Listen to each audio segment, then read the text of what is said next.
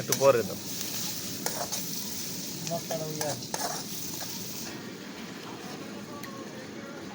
ফটফট করে খেলতে হয়ে যাবে। বললে রাস্তা হয়েছে দেখি আইয়া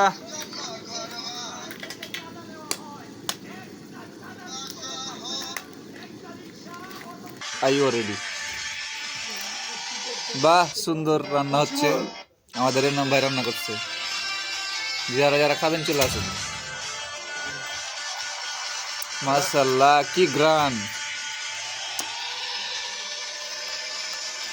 চাচা মনোযোগ দিয়ে ফোন টিপছে।